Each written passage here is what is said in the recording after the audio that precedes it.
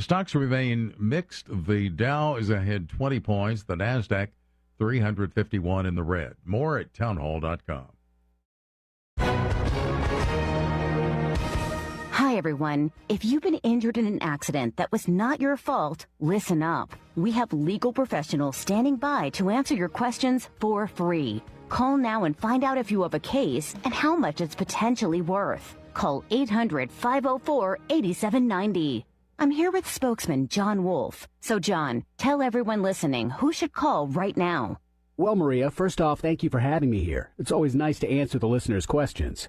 Now, as far as who should call in, anyone who's been injured in an accident and think you deserve compensation, give us a call right now. 800-504-8790. You'll find out if you have a case and how much it's potentially worth. Thanks, John. You heard it, folks. Take advantage of this opportunity and call now. 800-504-8790. Advertisement sponsored by Legal Help Center. May not be available in all states.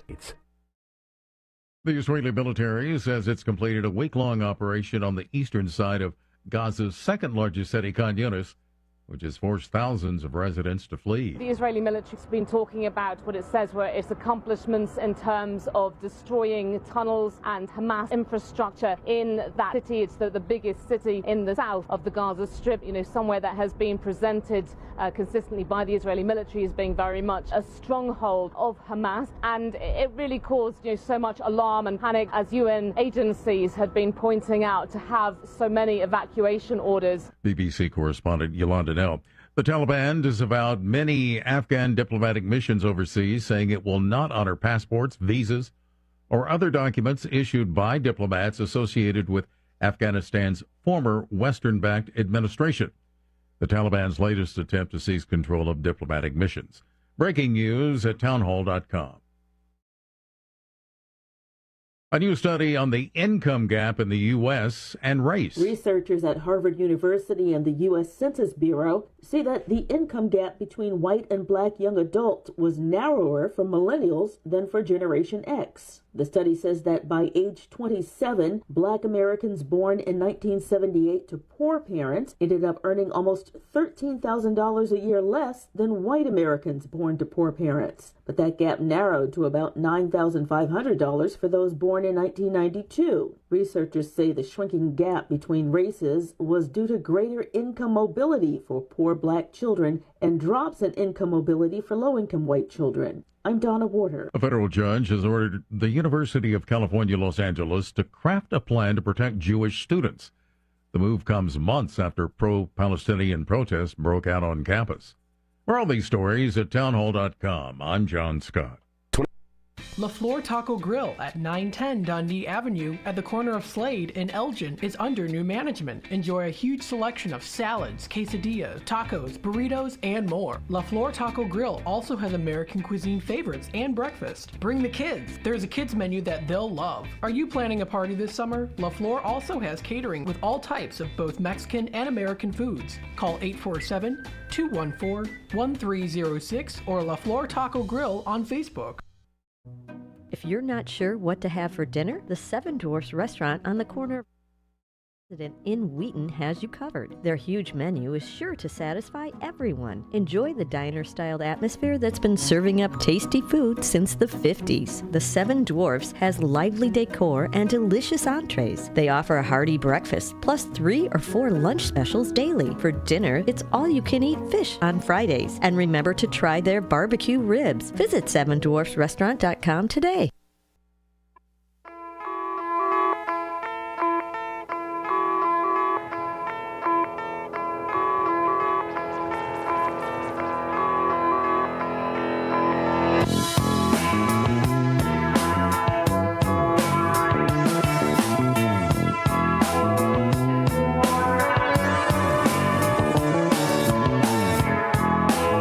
Out to lunch.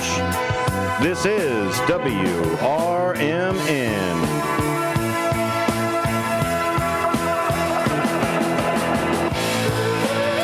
Right here on Out to Lunch, we let you decide what we are going to talk about. I've got a few things I want to talk about, a few clips I want to play, a few news news articles that we want to go through. But by all means, call in 847-931-1410. Go ahead and jump in on our call line. If you want to hit the Image 360 message line, that's 505-926-1410, 505-926-1410. We take text messages and also voice messages over there. Voice to text messages, things like that. Essentially, I get to read what you put into that machine. Message comes in from Image 360. Don't forget to go check them out over on Sundown Road. Great place. Wonderful printing, wrapping, everything you need done. Image 360. Image360.com. The other .com you could go to is WRMN1410.com. Lots of cool things you can do over there. You can see the schedule. You can see some of our hosts and the bios that are over there. You can get into the YouTube channel right from there, or maybe you're itching for a deal. Go ahead and click over on that radio shopping side and be over there. Today, we're going to talk about different people that are coming out of the woodwork for all of the different things and different practices, right? We got hit real hard last week with there's a new presidential candidate that's out in the world. So now let's see where the strategies are coming in. We've got a few things from News Nation as we go through. The Senate Safety Act is also supposed to pass as well, so we've got a little bit of a note on that. We've also got Trump Task Force to investigate the deadly shooting. News Nation comes in with some of those. But before we get started, of course, I cannot get the show rolling without the executive producer extraordinaire, Ben Demonium Boquist. Thank you, sir, for being here. Oh, yeah, man. Couldn't miss a beautiful Tuesday like this. Calling in to Out to Lunch. Love it. Calling in to Out to Lunch. That's the way we do it. I just like saying it that way. Stay informed. Speaking of words, man, like, I don't know if you've seen this or not, but do you know our good friend, Senator John Kennedy from Louisiana? Oh, yeah, great friend. Yeah, this gentleman was on, we're talking a little bit about strategies, right? And yeah, go ahead. Yeah, no, I was going to say, he gives so many clips, so many great sound bites from Senator Kennedy. I think that's why we're such good friends. He's just feel like he's a friend. Saying something crazy. I feel like he's a friend for how often I sure. listen to him. But what he did was, you see these two sides, right? Vice President Harris is now on this. Well, it wasn't really her campaign that started it, but people are rolling with it, with this weird campaign, right? They're just weird. They're just plain weird. Like, okay, cool campaign. Everybody's freaking out about calling them names and all this other stuff. It's like, okay, but we've got Crooked Hillary, we've got Sleepy Joe, we've got, but weird is what triggers you. So I'm not going to get into that a little bit, but yeah, it's almost like throwing the nerd word out there. Some people take offense. No, exactly, and nerd's part of that, geek or whatever, that side of it. But it's back to that name calling, right? It's still name calling. And yeah, it's pretty juvenile. We got to move above this. Like, we're getting really close to the elections. Certainly, we have something substantive to talk about. So, and even then, it's counter-reactive with the red side of everything. They've been calling names and things like that for so long that when something triggers them and then they say, hey, we can't do that anymore, or call names, it's even more elaborate, because it's like, well, hey, weren't you the people calling the names? So that shouldn't be the strategy, really. Nobody should have that strategy for calling people names for it. But Senator Kennedy still out there, and what really throws me off is Neil Cavuto over at Fox is constantly going, are you sure, Senator Kennedy, that this is the direction you want to go with it? That this is the platform that you're doing. This is the strategy, is just to attack Kamala's credit and attack her personality.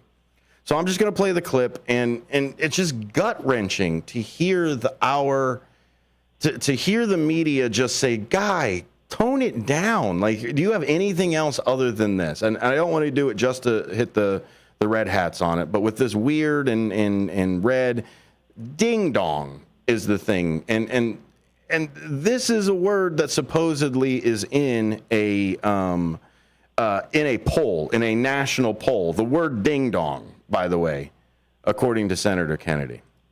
The polling that I've seen shows that many Americans think that the vice president is not a serious person. As I said, that she's a bit of a ding-dong. And number two, that she is a member of the loon wing of the Democratic Party. And I'm just wondering how you think that will resonate with women when she is called nasty and crazy and a ding-dong and all, and disrespectful between you and the president, what has been said about her. I'm just wondering, do you worry how that comes across? And maybe you draw no distinction between a female candidate and a male, and that's fair game. But that this could hurt you with female voters with these type of comments. Well, let me say it again. The vice president is a candidate for president of the United States. I don't care about her gender, Neil. Maybe you do, but I don't. I don't care about her race. I care about her. Then why call her a ding dong? And I'm telling you what the polling shows.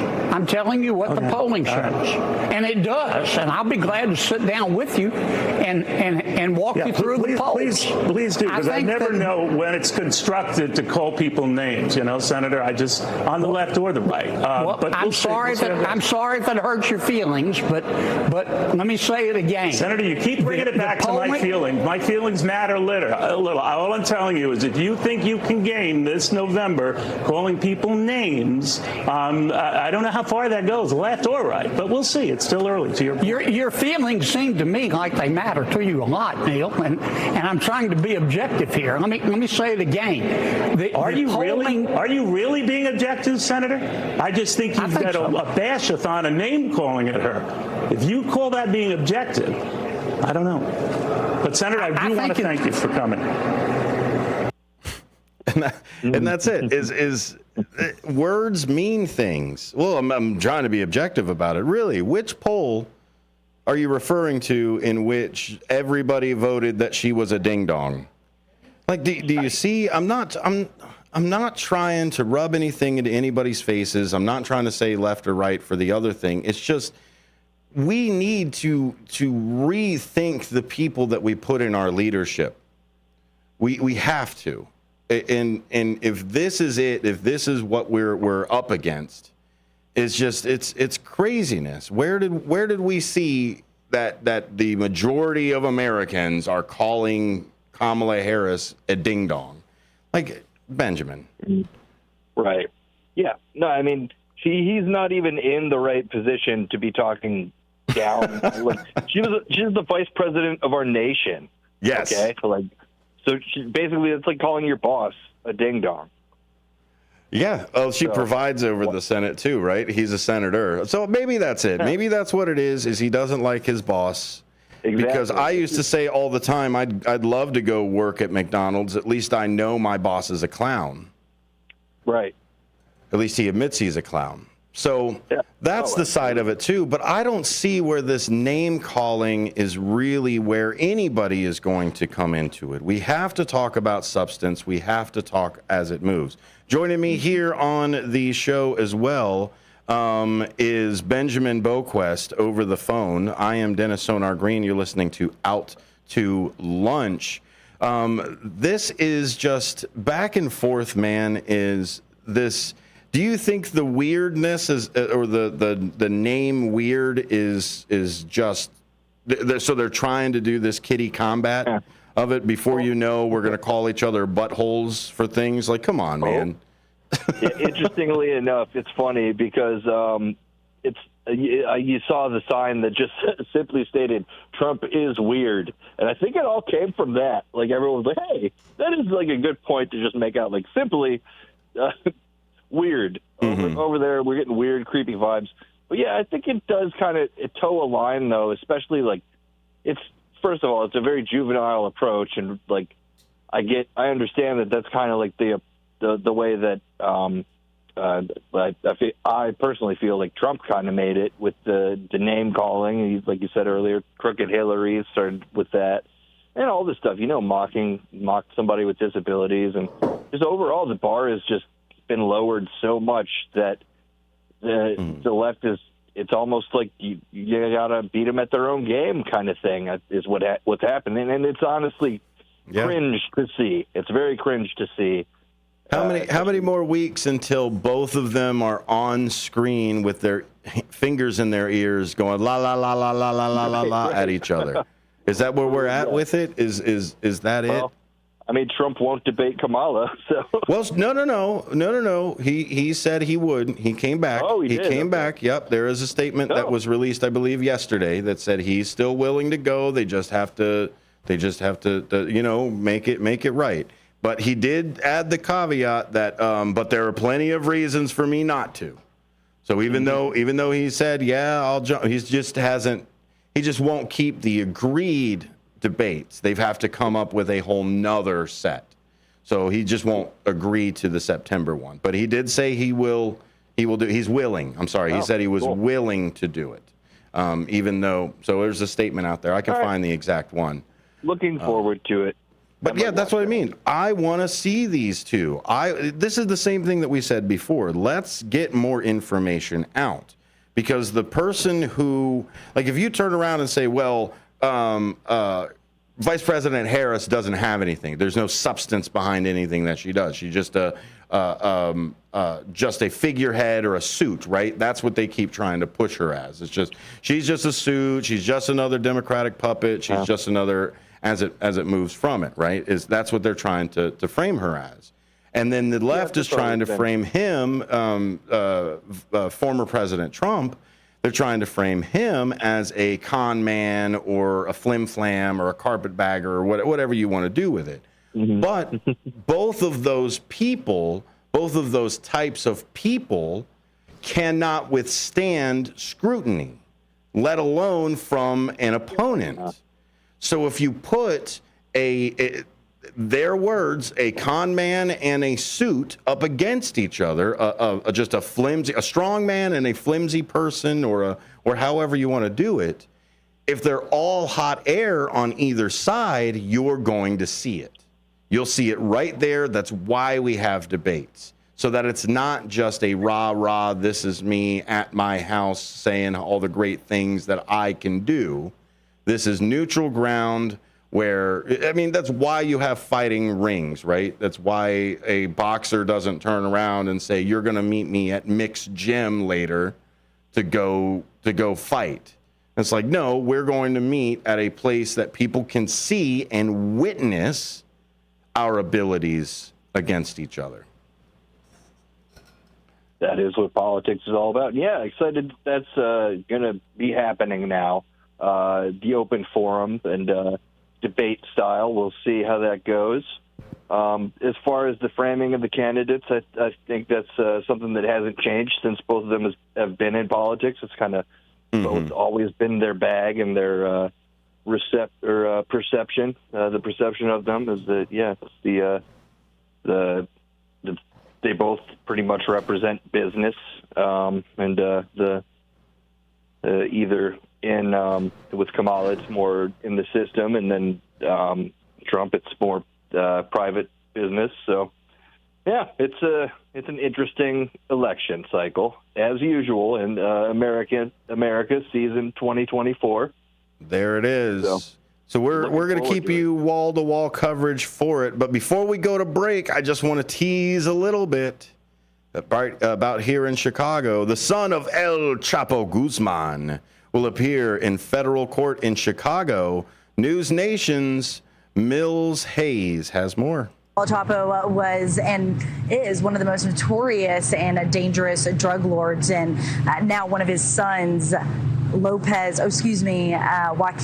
Guzman Lopez, is going to be seen for the first time since he led one of his rivals into a U.S. trap last Thursday. U.S. officials arrested the 38-year-old and 76-year-old drug kingpin Ishmael Zambada, known as El Mayo, after the two flew into an airport near El Paso, Texas. Security is expected to be increased in the Dirksen Federal Building. We'll have more about the El Chapo, Joaquin Guzman Lopez, son of El Chapo. Eric Runge will have more from News Nation. Don't go anywhere. Out to Lunch is here for you with Director of News for You, Ben Demonium Boquest. We'll be right back after these. Yay.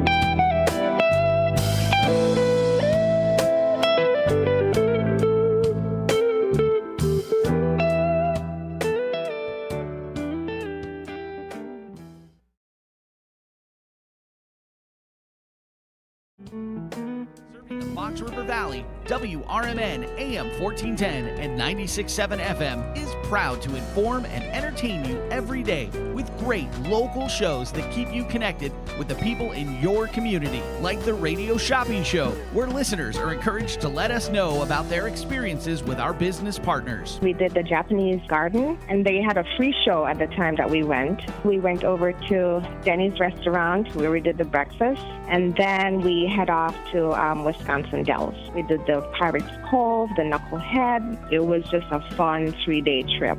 So thanks to you guys. The voice of the Valley and the home of the Radio Shopping Show. You are listening to WRMN AM 1410 and 96.7 FM.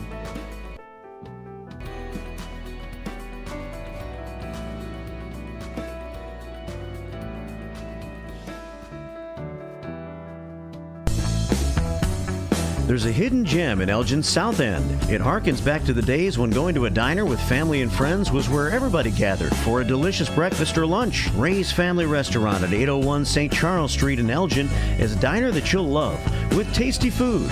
The atmosphere and the staff are friendly and fast. They're open until 3 p.m. daily. You can never go wrong with Ray's. Visit raysfamilyrestaurant.com. That's raysfamilyrestaurant.com.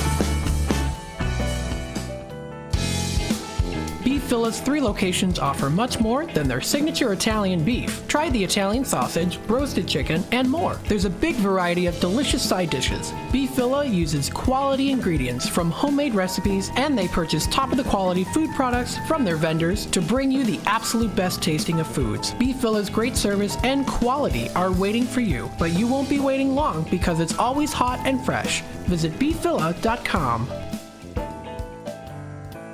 Good morning, good afternoon, and good evening. No matter the time of the day, WRMN 1410 AM is your platform to voice your views, share your stories, and connect with the Valley like never before. We're more than just radio. We're a community conversation that's always live, always local, and always looking for your input. Want to chime in on the drive time deal with Matt McNeil? Got a hot tip for first shift with Marky B? Or maybe you've got a question for a one-on-one with Leah. Now's the time to make your voice heard by calling Studio 14 at 847-931-1410. That's 847-931-1410. You can join in the dialogue from wherever you are by commenting on our YouTube live streams at WRMN Radio. Hit the subscribe button to get notified when we go live and bring your comments to the table. It's easy, it's fun, and hey, it's what neighbors do. We talk, we listen, we engage. You're not just the audience, you're part of the show. Call in, comment, and let's make radio interactive. WRMN 1410 AM, where your words are part of our wavelength.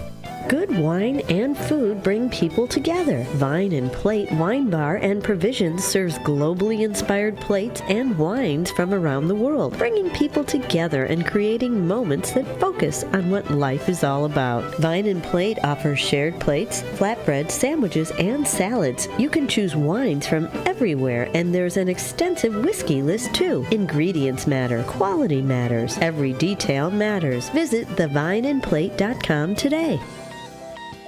American Legion Post 57 in Elgin, Illinois presents Legion Cruise Nights.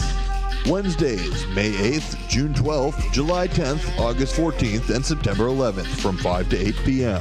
Come out and enjoy a great evening of cars, food, and music. Motorcycles, cars, trucks, military vehicles are all welcome. 50-50 raffles, door prizes. The event being sponsored by the American Legion Riders Post 57. 820 North Liberty Street in Elgin, Illinois.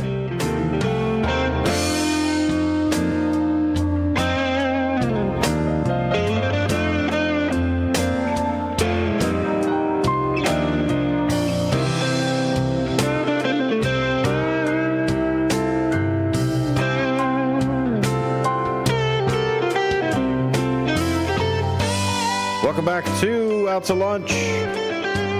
My name is Dennis Sonar Green. You're listening to WRMN 1410. That's WRMN1410.com. Or just look at your smart speaker and say, hey, smart speaker. Let's see if we can get anybody. Hey, Google, play WRMN. See if we got anybody on that one. If you want to go ahead and give us a call, just like the executive producer extraordinaire, Ben Demonium Boquest, is on. That is 847-931-1410. 847-931-1410. We're talking about El Chapo, or at least Joaquin Guzman Lopez, son of cartel boss El Chapo. If you've got something that you want to jump in, you don't want to necessarily hop in on the YouTube chat. You don't want to necessarily call in on the phone line, but you do want to jump in on the information line. Send us a text. Shoot some information that you've got, even if it's your opinion.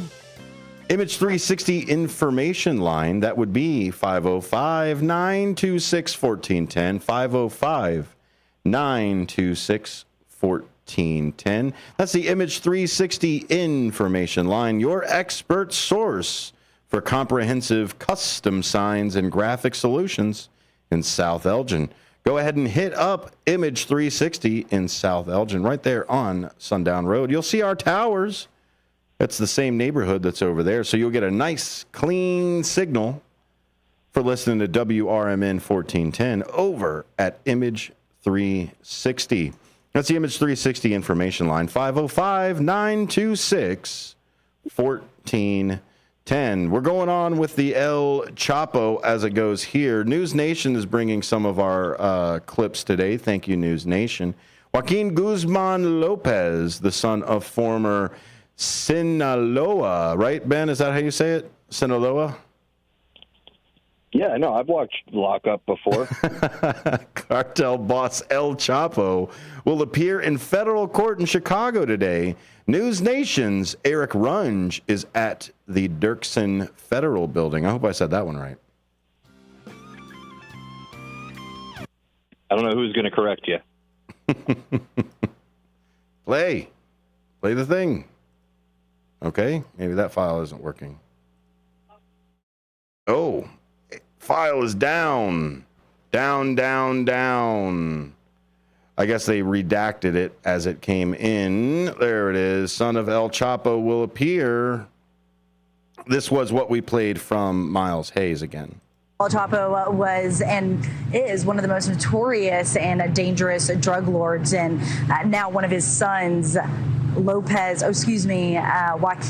Guzman Lopez, is going to be seen for the first time since he led one of his rivals into a U.S. trap last Thursday. U.S. officials arrested the 38-year-old and 76-year-old drug kingpin Ishmael Zambada, known as El Mayo, after the two flew into an airport near El Paso, Texas.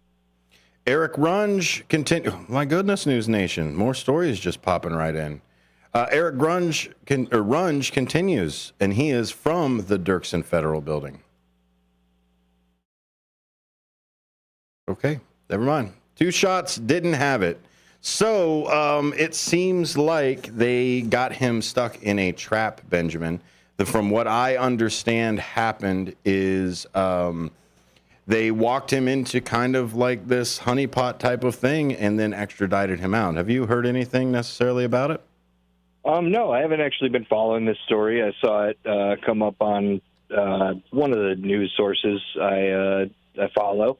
But it seems to me like kind of the Biden administration doing all this stuff that to kind of put in the books at the end of their administration. You know, the getting Assange thing finished, and then of course they want to add this one to their list. So it seems that that's kind of what I just took it as. That it's obviously a honeypot type of situation. And if you've seen that great show Narcos, is that what it is?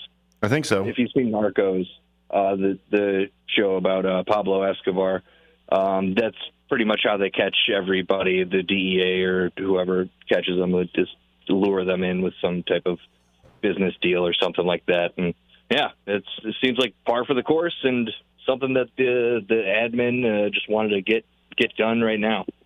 Joaquin Guzman Lopez, known as one of the Chapitos, or sons of El Chapo, is facing the death penalty. His attorney, Jeffrey Lichtman, acknowledged when speaking to reporters after court. Guzman Lopez, wearing an orange jumpsuit and ankle chains, informed the court that he is receiving care for thyroid and high blood pressure problems. Guzman Lopez was indicted by a federal grand jury in Illinois on narcotics, money laundering, and firearms charges, according to a statement last year from the U.S. Justice Department. The court appearance comes after Guzman Lopez, 38, and Ishmael El Mayo Zambada, the cartel's alleged co-founder, were arrested Thursday by U.S. authorities in El Paso, Texas. They face several charges for allegedly leading the criminal operations of what is considered to be one of the world's most powerful and deadly drug trafficking operations. So, this is what the outcry of America and having a response looks like. Everybody is yelling about the fentanyl across the border. And by the way, the fentanyl across the border comes from our ports, from people that look like me and Ben.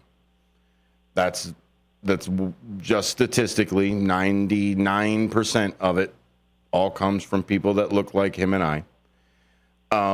But it still comes from a person like Joaquin El Chapo Guzman. So it's one of those things that you have to cut the snake at the head, right? Is the way that everybody phrases it, Ben.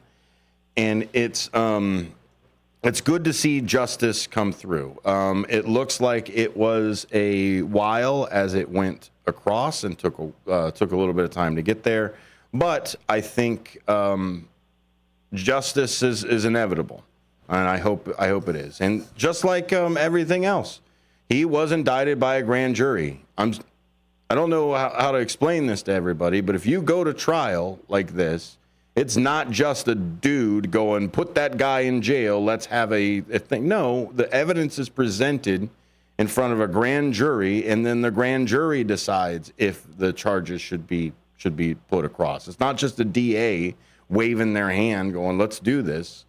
This was a grand jury. And then once you go to court, then there's a whole nother jury that sits in there. So you've got the better part of 30 people or more that all have to be involved with you being a convicted criminal. So don't think that it's just the mayor or the governor or whoever just has it out for you. Now, they may, but they still have to present that evidence. It's not just them waving a magic wand and saying El Chapo is a bad dude and we need to throw him in jail. He's in American soil, American crimes, American justice system. It's the way it's put together. Speaking of the American justice system, or at least looking a little bit into it, the Secret Service hearing is happening. On Capitol Hill, senators are grilling the leaders of Secret Service and the FBI. They're testifying about the security lapses that led to an assassination attempt on former President Donald Trump. News Nation's Trevor Shirley reports. Acting Director Ronald Rowe is telling senators how the agency is shifting its approach to security following the attempt on the former president's life. He's also telling lawmakers there was no excuse for the roof where the shooter fired from to be left unsecured. Acting Director Rowe is shedding more light on the investigation. Last week, former Secret Service Director Kim Cheadle resigned after a disastrous hearing on Capitol Hill, with lawmakers on both sides unhappy with her answers. Rowe is also being joined by the FBI's deputy director. This week, the FBI also released new information on the shooter. Secret Service Acting Director Ronald Rowe is telling senators how the agency is shifting its approach to security following the attempt on Donald Trump's life. He said there was no excuse for the roof to be left unsecured. The FBI says the shooter researched information on power plants, explosives, and other political assassinations. Rowe said he visited the site of the shooting, laying himself down in the shooter's position. When I laid in that position, I could not, and I will not, and I cannot understand why there was not better coverage, or at least somebody looking at that roof line. Especially to be able to have that roof line without with an easily accessible ladder on it too. It's one thing to leave a roof open that nobody has access to. It's another thing for somebody to just, maybe put up a thing that somebody can't climb this over here. Or God forbid they put a bell on the end of it. Say again? Did it have a wrought iron ladder? Yeah, so it had a ladder on the side of it. And what ended up happening is as the shooter was laying down to take the shot, contemplate the shot, et cetera, a local police officer had started to climb that ladder and then had slipped on the ladder and making enough noise for the shooter to then make that decision. And that, I think, was part of why... now, by all means, the people who were shot and hit, that he didn't have bad aim for them, but he did not fulfill the assassination attempt that he was going afterwards. Yeah, and Trump's ear looks a lot better. It's true. Now, I'm not going to go into anything about that because I don't want to be. I don't want to go into. Yeah. We'll wait until more stuff comes in. But go ahead. I heard multiple different accounts whether or not a bullet actually hit him or if it was shrapnel. So and even then the FBI came back and said shrapnel could have been broken bullet. So like the bullet, the shrapnel that hit him could have been a bullet shrapnel. You know what I mean? It's really neither here nor there. I know. If you've ever cut your ear, like shaving or cutting your own hair, you know that it bleeds a lot. So it's one of those things obviously a shooting happened and it was an attempt of an assassination. Exactly. So that's not debatable. We love to split hairs in this society. So I heard they're going to come out with something in December about this stuff. So great. I'll set my, See, you know what I mean? I get it. I'll wait. Me as a journalist, I'll wait 48, 72 hours to let the information finally coming out. But my gosh, why can we not get any transparency with the American people? That's what I mean. It's why can't we just get the medical report? Why don't we just turn around and say here's the thing. Is if you're going to turn around and tell me that, Ben, you're going to get me on a rant. You're going to sit here and tell me that I have to run all of my medical procedures through the government's lens. But when we have somebody that works for us and it should be something along those lines that, hey, we should know what's happening. It's just one of those things, man, is I'm glad that they're looking into it. I'm glad that they're putting it together, but we need to stop living in these echo chambers because we don't have the information. The lack of information is bleeding or breeding these things where people are saying, oh, he wore a squib or, oh, it was planned on this. Get the information out. We learned a thing. Here it is. We learn the next thing. Here it is. Like, why does it have to be this comprehensive 100% report?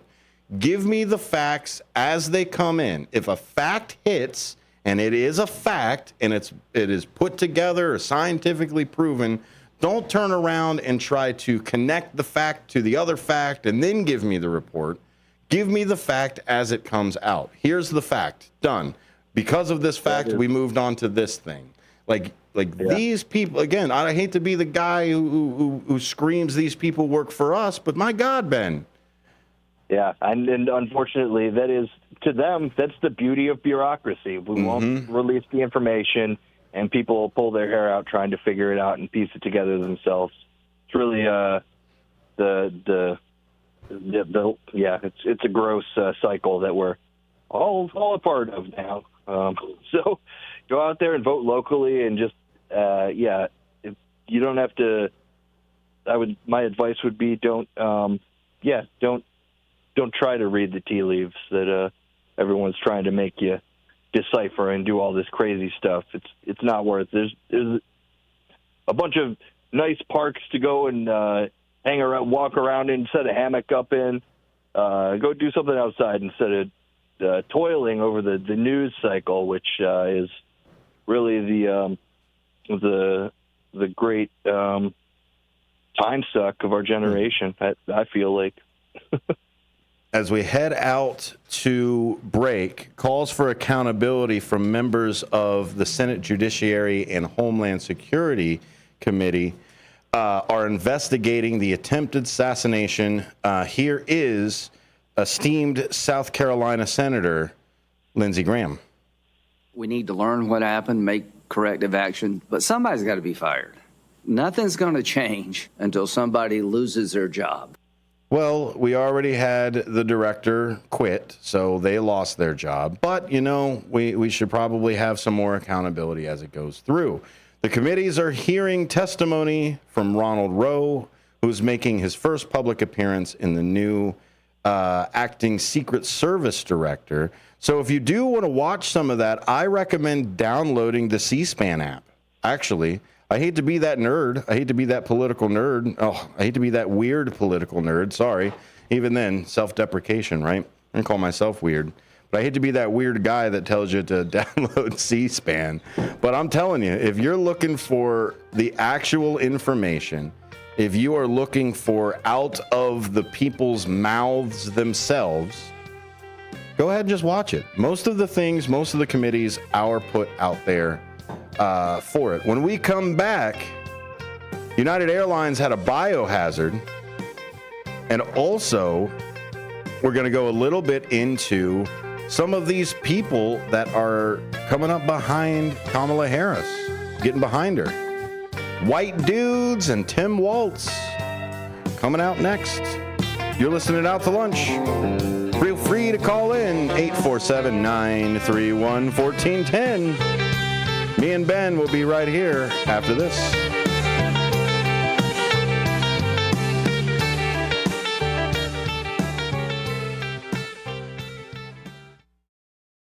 America's First Responders Fest, Saturday, September 7th at Panton Mill Park, South Elgin, Illinois. Join us Saturday, September 7th for America's First Responders Fest. The South Elgin event will pay tribute to veterans and all first responders. This year's event includes Rapid Response 5K and Fun Run starting at 10 a.m. The festival hours are 11 a.m. to 7 p.m. We'll have first responder stage tributes. There will be a classic car show from JP Car Shows. Live bands featuring Deacon Frost, Rick Lindy and the Wild Ones, Jimmy Nick, and the Junkyard Groove. We'll broadcast live right here on WRMN 1410 and at WRMN Radio on YouTube. There will be food and beverage trucks, kids' activities, and market-style vendor booths. For more information and updates leading up to the event, please visit afrfest.org. Again, that's Saturday, September 7th. For more information, visit afrfest.org. That's America's First Responders Fest, Saturday, September 7th at Panton Mill Park, South Elgin, Illinois. A dream that's been cooking for years, Maria's Little Italy in Sycamore is waiting for you to come and enjoy authentic recipes handed down for generations. Stop in and enjoy bruschetta, handmade focaccia bread, pizza, pasta, sandwiches, and more. Dine in, take out, delivery, or catering is all available. Go to mariaslittle.italy.com and see what you've been missing. From their family to yours, welcome to Maria's Little Italy, where food brings families together. We are Lions International, the world's largest service organization. We are volunteers committed to strengthening our communities and supporting those in need, one act of kindness at a time. For more than a century, Lions have been serving a world in need, right here in our community and around the world. Lions International makes the impossible possible.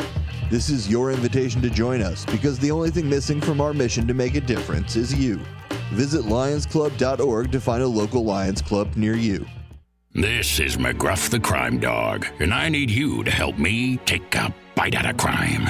Counterfeit products are popping up everywhere. Fake sneakers, fake cosmetics, and even fake pills. Crooks are selling counterfeit versions of just about everything. Last year, billions of dollars worth of counterfeit products were sold in the U.S. Sure, it may seem like saving a few bucks on the things you want isn't a big deal, but counterfeits are usually made in unsafe conditions, potentially using hazardous and even lethal ingredients that could harm you and others. And the money you've paid, it goes right into the hands of criminals and may support child labor, drugs, and even gangs. Smells like big crime to me. So if you still think buying fake products is harmless, think again. And remember, if you don't know where the products came from, how could you know where the money goes? You're smart, buy smart. Go for real. Learn more at mcgruffpsa.org. This message is brought to you by the United States Patent and Trademark Office and the National Crime Prevention Council.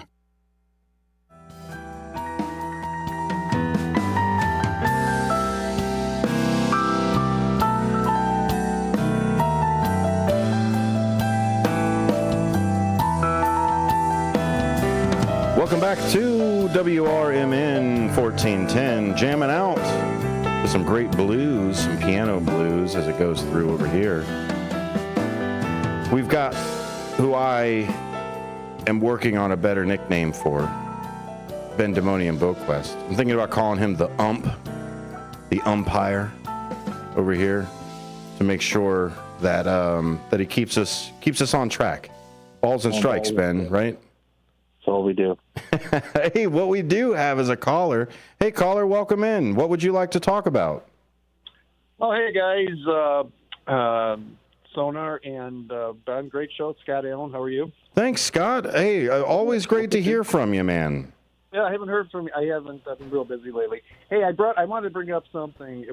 You hit it right on the head, and I like how you keep it. When I was on air, I said things that I probably shouldn't have said, but that was a while ago. But anyway, the fact is, I heard that interview with that lunatic Kennedy down from Louisiana with that hokey voice. I mean, you talked about, and I got to watch what I say. That's okay. Well, no, I won't. Well, it's your opinion, and that's the way you want to do it. But as long as Scott, as long as you're coming from a good faith position, that's all we care from. Yeah, but the point I'm making, Sonar and Ben, is the fact, and he's got that hokey, fake hillbilly voice, and he's lived. I do my homework. He's lived in Washington D.C. He's a Harvard-educated man. He's a smart guy. He's Harvard. He's Harvard grad. Yeah, he's a Harvard grad, but he's an ass. Well, when he called, when he called Kamala a ding dong, that just shows how the right has just changed. I mean, the old GOP used to have class. The Bushes, the Reagans. You may not have agreed with their politics, but they were decent, and they were decent people. Since the orange sociopath came around. Well, Scott, it brings up the John McCain side of it. When McCain was running up against Obama, and I serve. That is the biggest thing. How one vet would vote for that orange turd. It's insulting John McCain, a guy that Captain Bone Spurs. That takes a lot of balls for that guy to insult a war hero. You know what I'm saying? It's true. Well, you know what, Scott? We're going to have to put you on a podcast, buddy. Get you off the FCC restrictions, man, and get you out there on the old internet. You can say whatever you want to over there. Yeah, well, I'm going to keep it professional, but no, it's the truth. It's the truth. You know, and then, like, you know, I think what and it's really bugging the right now. They threw a curveball to old Orange Boy. He thought, you know, this is going to be a landslide. Mm-hmm. Now when he's eating his bucket of KFC chicken, his 12 cheeseburgers, he is sweating because she's a prosecutor, he's a felon. Well, and I would too. So let's sit here and don't talk. He lies so much. Yeah. Like I said on Facebook, I put on Alexa how many times has Trump lied. It still hasn't shut off. I mean, the guy's just. And did you hear his last speech in Minnesota? I mean, you can tell seriously that dementia is setting in. I mean, he's always been full of you know what, but now, and he's having difficulty even pronouncing words. Well, exactly. Well, the biggest thing is that everything that they said about Biden. They said Biden was old, Biden was the oldest running candidate that came through and everything else. And now they get to turn around and say, because what they never did was they would turn around and give out the poll, right? We always heard the poll, Biden is old. 60% of all Americans think Biden is too old to run, right? 67, like they just went crazy with it. But what they never said was that 56%, 63% say the exact same thing about Trump. And now they cannot say that about Vice President Harris. So the entire campaign, the entire convention was about how we've got to beat Sleepy Joe. And now Sleepy Joe's not here anymore. We have vibrant young woman with the same track record. And what were the Democrats holding her back to just shoot her in now? Maybe. I don't know. Honestly, I give credit to Vivek Ramaswamy for being the guy who called it first. Of all the people that did it, he called it out and said they're going to do the bait and switch on us, or whatever you want to call it. They're going to swap it out as it goes.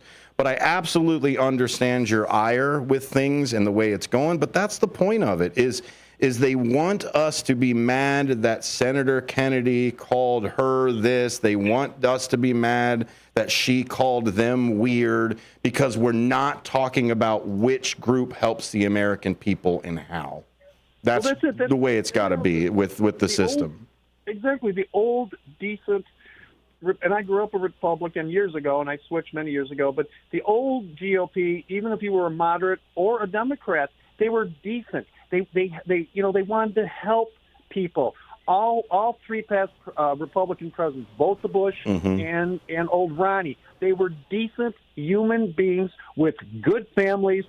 You know, whether you didn't like their politics, they're decent men. There's nothing decent about and that's where I think, and we've had it before. I got to let you go after this, Scott. But where I've said it before, just to put this into your head, is I believe those are the true Republicans, and everybody else who's shown up just as Donald Trump has taken over are the real rhinos. I really think they're the real Republicans in name only, because they've used the traditions of the Republican Party to drive a wedge between the two sides. But I appreciate your thoughts and everything. Hey, thanks for listening, and thanks for reading out there too, buddy. I really appreciate it. Thank you, guys. Have a good day. You too. Hey, stay informed, everybody. That's the way it's got to be. Now, have your opinions. By all means, have your opinions. I'm allowed to have mine. You're allowed to have yours. But we need to come in from a good faith perspective that everybody is working towards the goal of the United States being better. If you can come into that, I don't care what position you stand from. You just have to be from that perspective. Ben, we're closing out this hour. Do you have any final thoughts about things? I know we didn't get to Tim Walz, but I do have a cut here if you want it. Oh yeah, the what was it? The white dudes for Kamala call that was just kind of broke the internet a little bit. News Nation's Alec Caprino reports. Let's see if I can make sure my music isn't playing. There it is. It appears Governor Walz is doing all the right things in order to get his name and face out there in the public. That drew a crowd of 200,000 people and raised $4 million. Walz says it would be an honor of a lifetime for him to be selected as Kamala Harris's running mate. Kamala Harris has promised to choose that VP by August 7th. Vice President Kamala Harris will be rallying in Atlanta in Georgia today. North Carolina Governor Roy Cooper has taken himself out of consideration to be her running mate. Minnesota Governor Tim Walz could replace him. News Nation's Alex Caprino comes back from Rochester, Minnesota. For a VP contender, Tim Walz has little to no name recognition outside of Minnesota. But inside, he means a lot to the state that hasn't swung red in more than half a century. Recently, he's picked up momentum, leading a charge against the Trump-Vance ticket with viral TV moments, inspiring Kamala Harris to adopt the term weird to disparage her opponents. Aside from being a straight white male from the Midwest, a key demo for Harris, Walz is an Army National Guard veteran, a father, and a former school teacher. He is also backed by the labor unions, both nationally and in Minnesota themselves. So this was something that was on the Trump-Vance side. They wanted to flip Minnesota. They put a lot of effort into it. Ben, in the last minute or so, would this Tim Walz put a kibosh on that? I don't think so. I still think it's going to be Kelly. Yeah, I mean that would be the upsetting and status quo pick. So why wouldn't that happen? And who wouldn't want an astronaut? Come on, you don't want an astronaut in the White House? It's not like, I mean, sure, that's a super cool story. But you don't want a Navy man astronaut? Come on, go for it. Booyah, Navy in the White House. Yeah, maybe I'm a little biased, but we all are, Ben. And that's the whole point of it. Full circle around here, out to lunch. When we come back, we've got more stuff that's coming through. The Park Fire suspect is out there. Nearly 375,000 acres. More out to lunch after the news.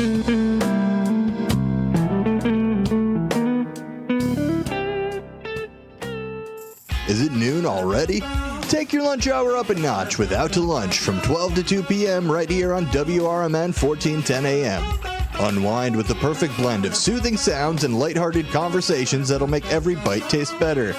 Whether you're in office or out on the town, let us serve up the best in radio company. Stream on the go with our app on Google and Apple. Because lunchtime is your time. Out to Lunch every day from 12 to 2 on WRMN 1410 AM, the talk of the town. From morning coffee to your evening commute, WRMN 1410 AM is here for you. The faithful friend that brings you local news, timely topics, and the friendliest voices in the Valley. Stay informed, entertained, and engaged with our full lineup of shows, streaming all day, every day at WRMN1410.com or on the WRMN app. Wherever you are, we're right there with you. So why switch stations? Stick with the one that has it all. WRMN 1410 AM, your daily companion, your constant conversation. Your hometown radio station since 1949. We are WRMN AM 1410, Elgin time, 1 o'clock.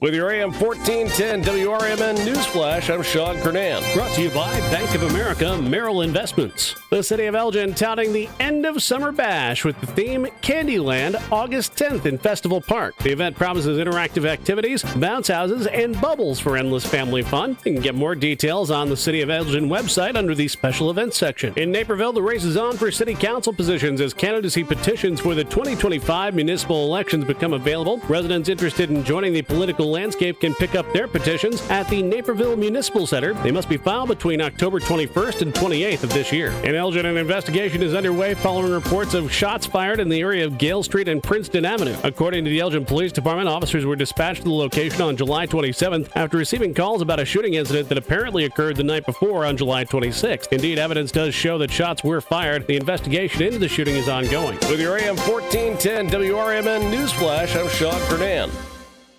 What's up? I'm Miles. Hey, and I'm Jara. And a little thing we love about the Chick-fil-A Maple Pepper Bacon Sandwich is how the flavors come together. First, I taste the smoky grilled chicken, then the pepper bacon with that maple bun, added with the sweet heat and the pickles. I'm really sold on the pickle. It meets you in the middle with the sweetness and the heat. It's spice-tastic. Yum-licious. Flavoristic. The sandwich of the summer. The Maple Pepper Bacon Sandwich. Order the Maple Pepper Bacon Sandwich on the Chick-fil-A app today. Available for a limited time. Real guests paid for their testimonials. Whether you own a local business or a global one, you're always looking for ways to position your operation to create opportunities and move on them faster. With Bank of America, you get access to experts, award-winning insights, and business solutions so powerful you'll make every move matter, locally and globally. Visit bankofamerica.com/banking for business to learn more. What would you like the power to do? Copyright 2024 Bank of America N.A. Over the years, you've brought them into your home. You were prescribed opioids after the C-section, when Dad injured his back, when your basketball star tore his ACL. Opioids helped with the pain, and you held on to them just in case. But did you know holding on to unused opioids puts your family at risk? Opioids are powerful pain-reducing prescription medicines, but most people who are prescribed opioids don't finish their prescriptions. So millions of unused opioids are sitting in homes across the country. And tragically, more than 100 Americans die every day from overdoses involving opioids. What can you do to protect your family? Remove the risk of unused opioids from your home. Pills, patches, or syrups in drawers, purses, and cabinets, anywhere they might be hiding. To find out how to dispose of them properly, visit www.fda.gov/drug disposal.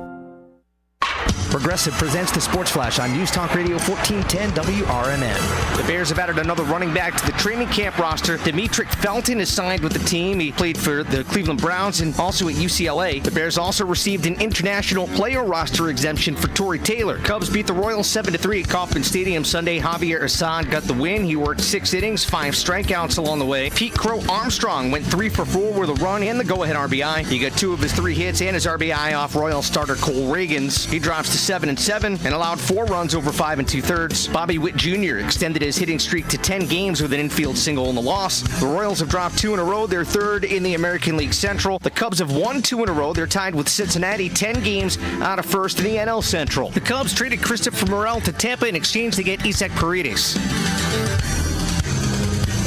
Bundle auto and home, renters or condo, and save with Progressive. I'm Chuck Sanders on News Talk Radio 1410 WRMN. Get in zone, AutoZone.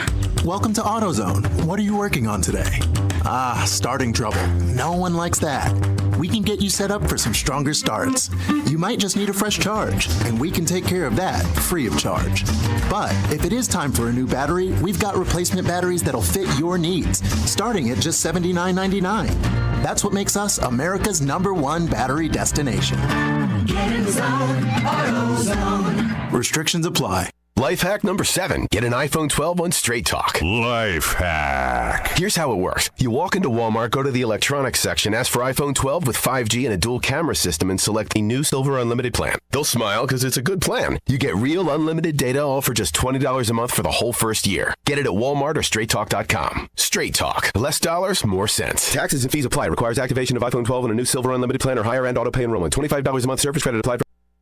Looking for a place to try for breakfast or lunch? You'll find a gem of a restaurant with amazing food and great prices at the Tripleberry Cafe, 435 Angela Lane in Crystal Lake. For breakfast, try Tripleberry's strawberry cheesecake French toast, ribeye steak and eggs, or carnitas skillets. At lunch, there's the AM Burger or Chipotle Chicken BLT. There's delicious homemade cream of mushroom soup. For tasty home cooking, Tripleberry Cafe is the place to be. Visit tripleberrycafe.com. Rooted in their family Mexican history, churros are made daily with love. Churros and Chocolate at 2533 West Algonquin Road has churros made from family recipes with care and fresh each day with delicious fillings. There's also the Frida Cafe where you can relax and catch up with a friend while having a warm drink. Try Churros and Chocolate specialty churros, the churro sundae, or take home a churro cake. Visit churros, the letter Y, chocolateinc.com.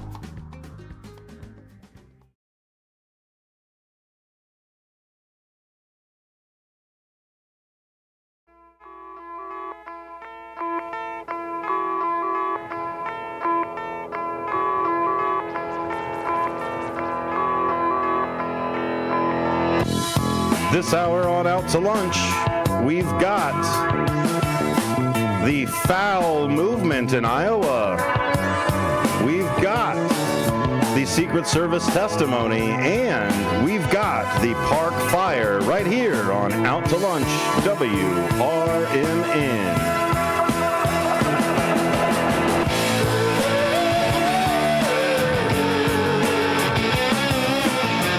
Welcome to WRMN. My name is Dennis Sonar Green. I will be taking you through the last hour of Out to Lunch. Just coming down the pipe now, right off of a little bit of Kamala Harris talk, a little bit of maybe some vice presidency things, El Chapo. If you ever miss an hour, you can always go to youtube.com/@WRMN1410. /@WRMN Radio. If you go to WRMN1410.com, you can see that right there on the homepage where you can get to the YouTube side. Looking for a deal in the Fox River Valley? Go ahead and go over to the radio shopping inventory. That's right there on the other side of the homepage, across from the YouTube side. Right under the YouTube side also is all of our social medias. Most of them are WRMN in any kind of fashion. That's over there. WRMN Radio, WRMN 1410, et cetera, et cetera. If you're on the AM dial, that's where the 1410 comes in handy. That identifies us here in the Chicagoland area and is a way for you to listen. Pick up the show right there, AM radio. I can take it as far south right now as about, let's see here, most of Aurora. And then I can go out west. Every once in a while, I'll pick it up. If I stand on a hill on one leg with my arms up in the air, I can get it out in Evanston. But for the most part, most of Schaumburg, that's over there. If you ever hear another 1410 and it's not WRMN, know that there are no substitutes. WRMN is the number one 1410 of all the nation. Number one umpire, number one executive producer, calls him like he sees it, balls and strikes, Ben Demonium Boquest. Thank you, sir, for being here with me. Absolutely, man. Yeah, happy Tuesday, achieving success and getting authentic every Tuesday. There it is. Those are some of the great podcasts that Ben puts together as well. He's joining me on the Studio 14 line. That would be 847-931-1410, 847-931-1410. If you want to jump in on the Image 360 information line, go ahead and send us a text, call in and leave a message. That is 505-926-1410, 505-926-1410. Image 360, your expert source for comprehensive custom signs and graphic solutions in South Elgin. Bold Solutions, exceptional support. They're over there on Sundown Road, over there by our towers in South Elgin. Bandemonium. Hey, there is chickamonium in the city capital, or I'm sorry, the state capital of Iowa. Iowa is already passing some of those laws. The abortion law, the 6-week abortion law went into effect, I believe, this week as well. And now there is another one that people are protesting as it comes through. The move to limit foul in Iowa's capital eggs residents on to protest with a chicken parade. The proposal in Iowa's capital has led to a protest. The residents brought their chickens to protest in the City Hall of Des Moines. They are upset with the proposal that would reduce the number of birds they can own from 30 to 12. The proposal would also ban roosters altogether. Sir Peckington wants to keep his home, and he doesn't want to become dinner. Like, he wants to be able to keep his ladies safe. You know what I mean? That's what he's out here protesting. That's what it is. Sir Peckington is there to make sure that he takes care of the other chickens that are in there. CBS 2 in Iowa has some more over here. Residents with backyard coops in Iowa's capital city paraded with some of their chickens Monday at the State House. Ed and Barry Burns Fallon, the operators of an urban farm in Des Moines, hatched the protest after the city council unveiled the proposal earlier this month to limit foul play. See, there's gonna be prepare yourself for these guys. This is local puns that we've got going on here. A potential noise, smell, and mess. The proposal would cut the number of birds allowed from 30 to 12 and also ban the roosters.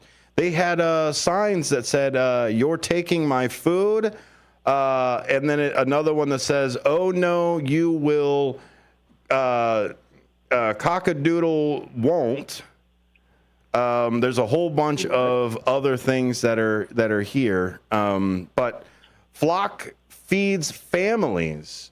We need to have these birds in our communities to help people understand where their food comes from, to get good food ourselves and for our neighbors, and just to have good, positive experience. What do you think about that, Benjamin? They're turning around and saying, hey, this is it. Well, here we go. There's the city council member. Let's take the other side of it. Said that last week the birds are disturbing people's peace and quiet. They're disturbing by the smell. They're disturbed by the uncleanliness of everything. But Ed Fallon posted Sunday on Facebook that the city received a total of only 3 complaints about the chicken from start of 2020 through 2024. This is the not in my backyard people, right?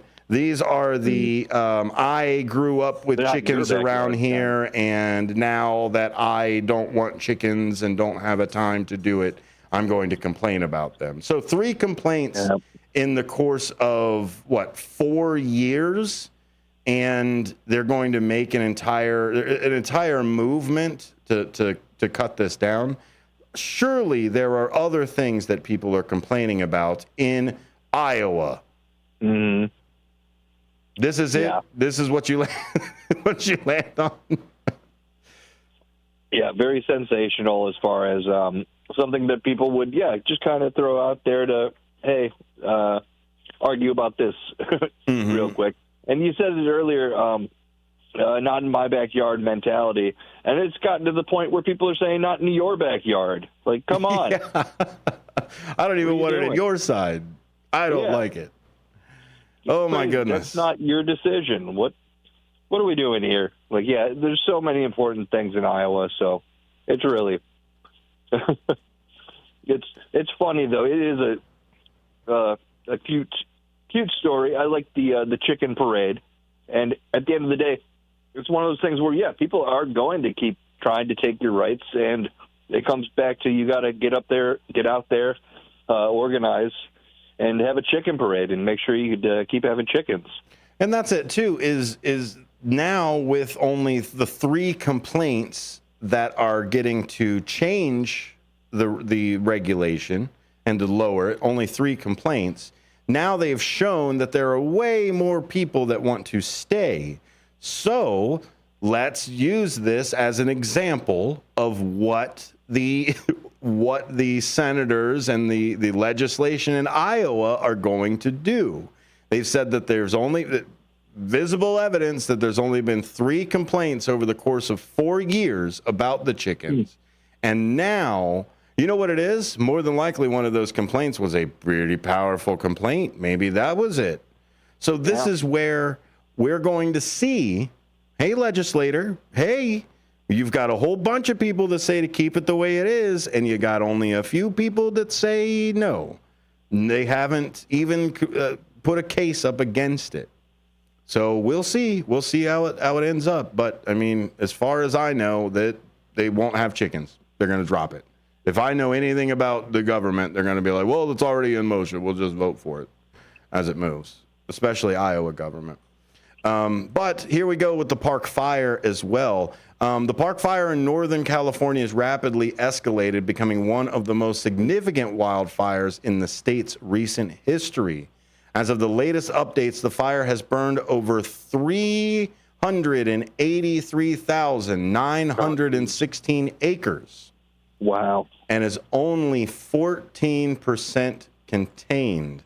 You know the house that you're living in right now? More than likely, at the most, a quarter acre of land. Yeah. Imagine 1 billion of those. Sonar, do you know, is 1 million, sorry. Is this the one that they said was started by arson? Yes. So this is where the fire, which is larger than the city of Los Angeles, is causing poor air quality in large parts of the Northwest. Is 14% contained in this. Let's see if News Nation has a bit more about this. So we were unboxing a pump and trying to get it going at the same time the fire was going. Very, very high adrenaline, very, very scary situation for sure. The fire's origin has been linked to an act of alleged arson, and the rapid spread has necessitated a large-scale response from multiple fire agencies, including CAL FIRE. The blaze is affected Brute, Plumas, Shasta, Tehama counties. My goodness. Why can't we just say county A, B, and C? Leading to evacuation orders for thousands of residents. As of now, over 134 structures have been destroyed, and the fire continues to threaten many more as it advances through densely vegetated areas. See, here's the thing, is we are at almost 400,000 acres, but only 134 structures have been destroyed. This is woods. This is woodland. This is not a densely populated area. This is woods. This is forest. This is a park. That's what's happening out there. The reason that there's not hundreds of thousands of structures and hundreds of thousands of people that are dead is this is a forest fire, and it is destroying that environment. The city of Los Angeles, Benjamin, it's as large as the city of Los Angeles. Jeez, that's a lot of surface area. One of the critical challenges of combating the park fire has been the combination of high temperatures, low humidity, and abundant of dry vegetation. This is the dry season for California, which have created ideal conditions for the fire to spread. The wet winter and spring seasons led to significant growth in the grasses and shrubs, providing ample fuel for wildfire. This situation has been exacerbated by the topography and wind patterns in the region, which have facilitated the rapid movement of the fire. You can learn more at Yahoo News, latest in news headlines, right there. Or go directly to CAL FIRE, which is fire.ca.gov/incidents is the other way to go from there. It is big. Do you remember what the Tennessee fires, Ben? Were another part of it. But that one was a lot more closer to populated areas. You live out in the hills of the Appalachia. They don't necessarily have a lot of people in the Northern California woodlands. They kind of try to keep people out of that. Yeah, just you said it's a kind of a mountainous park, national park type of region, and just not as many populated areas in there.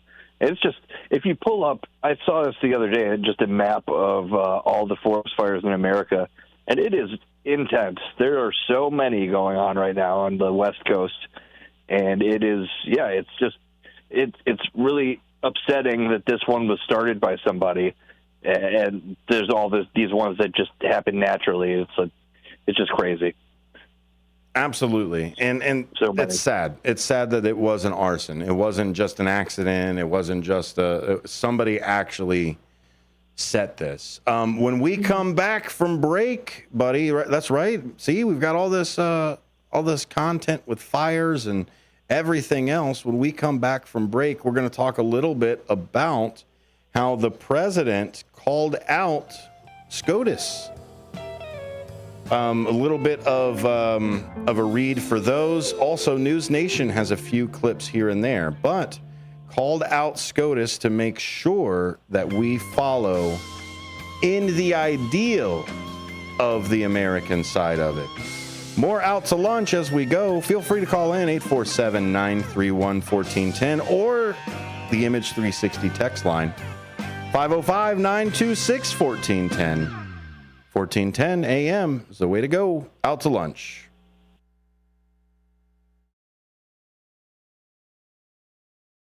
Department continues to participate in the Distracted Driving campaign. They wanted to share some tips from the National Highway Traffic Safety Administration website regarding safe driving. If you are expecting a text or need to send one, pull over and park your car in a safe location. Once you are safely off the road and parked, it's safe to text. Designate your passenger as your designated texter. Allow them to access your phone to respond to calls or messages. Do not engage in social media scrolling or messaging while driving. Are you struggling not to text and drive? Activate your phone's Do Not Disturb feature or put your cell phone in the trunk, the glove box, or the back seat of your vehicle until you arrive at your destination. Remember, the Elgin Police are conducting directed patrols to enforce distracted driving violations. Just drive and stay safe. A message from our friends at the Elgin Police Department and your friends here at WRMN AM 1410 and 96.7 FM. Garibaldi's Italian Eatery offers Italian dishes, subs, kids menus, and their delicious pizza. The foundation of a great pizza starts with the crust. Garibaldi's crust is crunchy at the bottom, airy in the middle, and perfect every time. The finest ingredients are used to give their pizza this exquisite crust and wonderful taste. Dine at either of the Garibaldi's 2 locations in Hoffman Estates and Arlington Heights. Free party rooms are available too. Visit Garibaldis.com today. A dream that's been cooking for years, Maria's Little Italy in Sycamore is waiting for you to come and enjoy authentic recipes handed down for generations. Stop in and enjoy bruschetta, handmade focaccia bread, pizza, pasta, sandwiches, and more. Dine in, take out, delivery, or catering is all available. Go to mariaslittleitaly.com and see what you've been missing. From their family to yours, welcome to Maria's Little Italy, where food brings families together.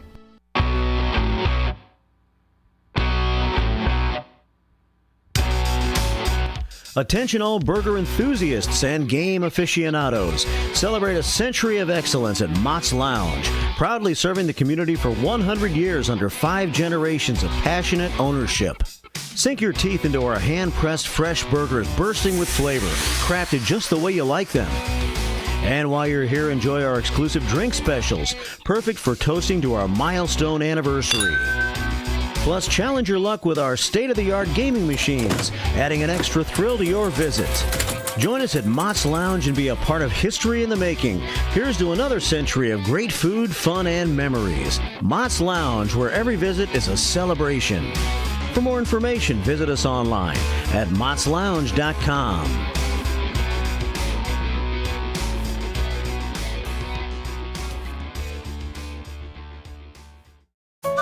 Come see the only train-themed restaurant where all the seating is on the tracks. Two Toots Train Whistle Grill on Main Street in both Bartlett and Glen Ellen is always fun and always fresh. Two Toots Train Whistle Grill serves 100% grass-fed beef hot dogs and burgers. There's also chicken nuggets, mac and cheese, and more, all loaded up on 2 Lionel O scale trains and delivered directly to your seat. No one sits away from the fun, regardless of age. When a train arrives delivering your food, you'll smile ear to ear. Visit twotoots.com.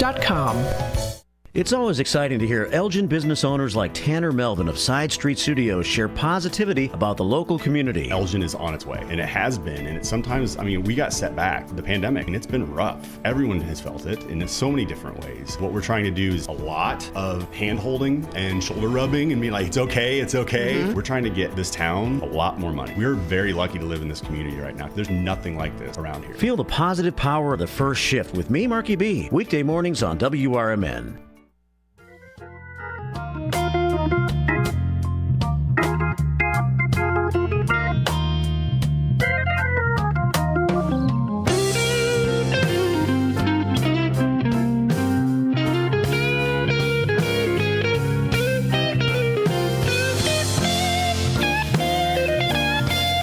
Welcome back to Out to Lunch. That's WRMN. The only Out to Lunch here on WRMN is the one to listen to. 1410 is the way to go. That's 1410 AM. WRMN1410.com. WRMN Radio on the YouTube side. That's youtube.com/@WRMN Radio. The talk of the town, the voice of the valley, the home of radio shopping, and your voice right here. Jumping right into it. Speaking of voices, I've got Ben Demoni and BoQuest with me to talk about our next thing. That would be President Joe Biden, lame duck President Joe Biden, technically, right? I hate to put it out there, but lame duck President Joe Biden threw down the gauntlet, the challenge, the white glove slap to SCOTUS. We got checks and balances, right? SCOTUS said, hey, President, you can do whatever you want to. And the president said, oh, yeah? Well, I'm going to use it to slap you. So that's essentially what happened, is the Supreme Court decided that according to Article 2 of the Constitution, dealing with the, I think, what is it? It's 22nd Amendment puts up the president's man. I think it's the 22nd. I'll have to. It's been a while since I got that far deep into the Constitution. Most of the time, I hit the Bill of Rights, and by then I'm done. I'm already asleep. So where it goes is that the president has authority over anything under his authority, right? And cannot be charged with anything under his authority. Well, there's lots of things under his authority, and it's a pretty ambiguous way to put it, even to the point where SCOTUS didn't even give us examples of what would be in his authority or her authority, or I got to change that too. We've had men presidents forever, their authority, the president's authority. This is something that the President Biden has turned around and said, well, these are some things that people are talking about. Let's just talk a little bit about them. That's it. This is something that was proposed. This isn't something that's in legislation. This is something that the president just put out and said, these are my wishes. This is what I'd like to get.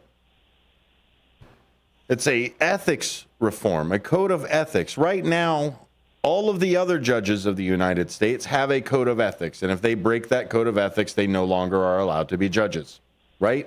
Simple things, breaking high crimes and misdemeanors like anybody else in the that can be impeached, right? That's one of them. Bribery is one of them as well, even if it doesn't constitute all the way up to high crimes and misdemeanors. Looking at you, Citizens United may not get up all the way to high crimes and misdemeanors with bribery, but it is still receiving money because of something that's happening. So this is what he's proposed. One of the central components of Biden's reform imposed the term limits on the Supreme Court justices, proposed them to 18 years, after which justices would only handle a small number of constitutional mandated cases. So even if it is a lifetime appointment, it won't be like an active duty, is what he's trying to do to get around the Constitution of a lifetime appointment, right? That's what the justice is at right now. So you would get 18 years of actively being on the bench And then after that, you would hand over to somebody who was actively on the bench for their next 18 years. And then you would move more over to constitutionally mandated cases where you'd have to go. Is this part of stacking the court? Possibly, because you got to think about when are you allowed to put the next person in? If the other person is still alive, and then you've got another one that you're putting in, now you've expanded the court, even though there's not somebody on active duty, is the way I understand how he put it. Go ahead. And I'm assuming, and I'm led to assume that it's the same. It'll be an appointment, and then selected and voted on by the Senate. They'll still be appointed the same way. It's just clock starts, 18-year clock, click, let's go, is what it goes. This is where it's crazy with the populist side. You're saying yes, along with 82% of Democrats and 57% of Republicans agree with this. It's something that people have been clamoring for years and years. So it's interesting to see, kind of like I was saying in the first hour here, that all these kind of campaign promises and things that the left has been saying that they would do to secure all these freedoms that we have, it's coming to fruition. But I mean, it's too early to say that though. So. Well, and like we said at the top of it, Ben, this is all just political rhetoric. This is a plan that came out. This isn't in any kind of legislation. It's not even on the books to come out. This is just what Joe Biden wants. It's like, hey, Americans, I want ice cream. It's like he gave us the McDonald's order that he wanted for SCOTUS. We still got to make it. We still got to do it.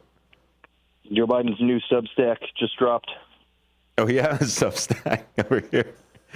That's it. Yeah. Ethics code. In addition to term limits, Biden is advocating for a strict and enforceable code of ethics for the Supreme Court. And you can read all about this in Newsweek, by the way. Newsweek.com, Joe Biden Supreme Court term limits backed by Republicans is the title that you can find it. I just extrapolated some of this information out of it. But he's looking at this code of ethics. Biden's proposal, excuse me, let's see here. The court does not have an external mechanism to enforce ethical standards right now. Right now, it's all self-policing. It's another justice gets to slap you on the wrist, and you're supposed to be good enough to pick, oh, well, I'm too corrupt now, so I should probably step away, type of thing. There's no external measures other than full-on impeachment. That's the only way for you to get rid of anybody on the Supreme Court. Well, unless you believe what the Supreme Court has given the power of the presidency now, that's a whole nother ball of wax of getting rid of a Supreme Court justice. But we don't need to go down that road. But the Supreme Court gave him power to do that. Go think. Biden's proposal aims to address this by establishing an independent body to oversee and enforce ethical conduct among the justices, just like we have other congressional committees and things like that. I believe they would take the Justice Committee or the Judicial Committee and kind of make something like that that's in there. Let's see here. This move comes after a series of incidents involving justices receiving undisclosed gifts and engaging in activities that raised questions about impartiality and integrity. It used to work in the day where I could just slip you an envelope because nobody on the internet would know about it because there was no internet. I mean, mail was it. 1775. We've had mail before we've had a country. So that's all they really had, snail mail, if anything. And that's if somebody said something. What are two people sitting at a bar unrecognizable in a city that they've never heard of or been to exchanging money? You know what I mean? Like, now that the information is here, now that we can actually record things and gather information, we're able to see this and actually see the impartiality, raise questions about the impartiality and integrity. The other thing that he wants is the congressional support. The public supports these things. Now we've got to get Congress to, and that's what we were alluding to the other day. We don't want the cinema Lieber mansions out there to take over this. Sure, man, I'll gladly listen to whatever you promise to do. But we read, like the millennials are the most educated generation out there. Now, I'm not going to say we use our education in any kind of helpful way for ourselves. And even then, I believe some of the other generations have more context to life than us millennials. We're still young. But here's the issue, is the internet is around. History books are here. I can pull up I don't have to go to the library every single time to go and look something, to call you out on something. I've got the Library of Alexandria in my pocket. So we're able to turn around and look at these candidates and look at these people and go, hey, you can say whatever you want to, man, but what are you going to do? We've already given you the majority. I mean, when the Republicans had the majority, what did they do with it? When the Democrats have the majority, what do they do with it? Like, see their actions. Their promises, cool. I love your promises. So great. Give me ice cream and puppies and every third Friday off, whatever. Promise whatever you want to, but snack machine in the break room doesn't show up as a promise. Snack machine in the break room comes up because you called and ordered it to happen. You see what I mean? When it's all, man, it's all student council garbage, right? If a student council member turns around and says, I'm going to get ice cream in the cafeteria, and then ice cream in the cafeteria doesn't show up, are you going to vote for them for class president again? You're going to say all I got to get is the right lunch lady? Just vote for me, put the right lunch lady in line, and we'll have it. I think you got me muted, by the way. Or you muted. Political and public relations. Biden's proposals have elicited mixed reactions. While some views the reforms are necessary steps to restore public trust in the judiciary, others see them as insufficient or potentially unconstitutional, right? Term limits on something that says that they have it for as long as they want it. Moreover, Biden has resisted calls for a more progressive member of his party to pack the court by adding more justices. This method, while potentially counterbalancing the current conservative majority, it's seen as a drastic measure that could lead to further politicization of the court. So what do you think about that, Benjamin, now that I got you back connected? Oh, yeah. I mean, it seems like, again, just everything is you have these initiatives, and we were talking earlier in the show about how Roe v. Wade and all those other things weren't codified in the time when they had all the control of the Senate and President, all the branches or whatever you would say. So, yeah, it's a comment that I made on Twitter the other day was that it's like watching a basketball game where two people pump fake for the whole first 4 quarters, and then it ends 2-0. It's like, okay, we finally finished a basketball game. So that's how slow progress moves sometimes. And, yeah, I think we're lucky enough to be in an age where we're seeing things are going to get better, and it's not always, a lot of times it's a step back and then 2 steps forward. So I'm hoping, crossing my fingers, that that's the case here. Yeah, and I think at least the term limits, but I think the term limits are more to politicians in general. The general public, which, by the way, general age of the United States right now is 37, I think, is the age of everybody in the United States, babies to great-great-grandparents. 37. So the majority of America is saying that they want these term limits, but I think they want these term limits across the board. And this is why Biden is turning around and saying, I need to make a constitutional amendment. Because what he also wants to do on top of the Supreme Court is he wants to galvanize the fact that the president can be held accountable. They want to add that as an actual amendment, that to spell it out. Now, you and I know, Benjamin, because we read 12th century literature, that the Magna Carta for over 800 years has already told us that kings should be held accountable. So now we're going to have the Supreme Court that says otherwise. Biden wants to say, let's have a actual amendment that does it. Will he get these things done? No. Lame duck, as we said, does not do things. This is a wish list. This is a Dear Santa, I've been a good boy over the last 4 years. I would like these things to happen. This is almost like a, you know what I think it is, Ben? It's I stepped down, do this now. You know what I mean? Like, do you think this is a tit for tat almost? Like, hey, I've been in Congress for so long, I'm calling on Congress to do this thing for me? Sure, yeah. I think it's a lot of it is just being in politics for so long.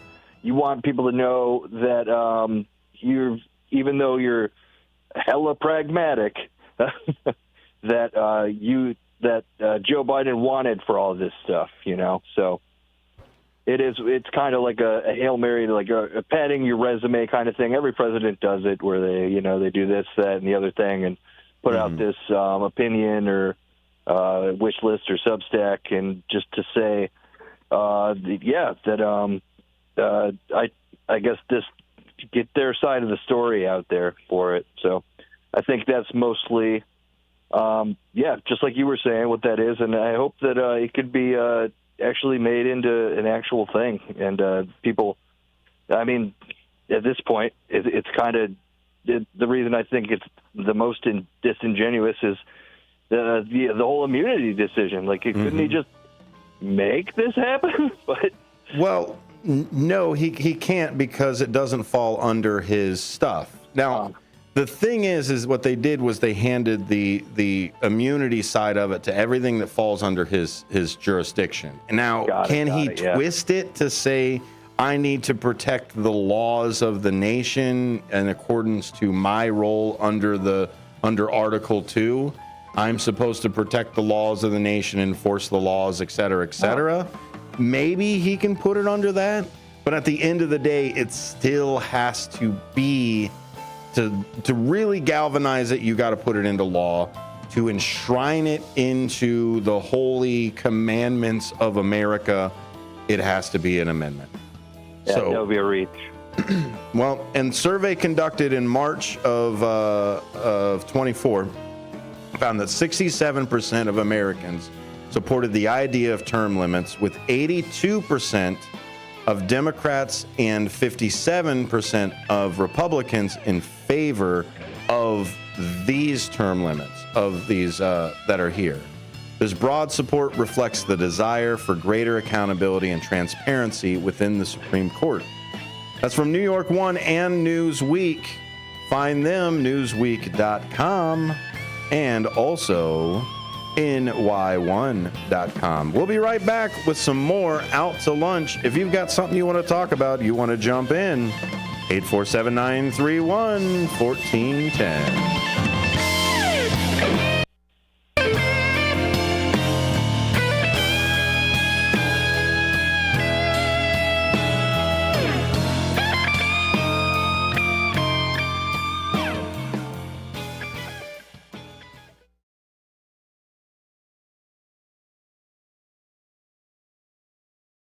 Surgery about 2 years ago. Bill was in a lot of pain.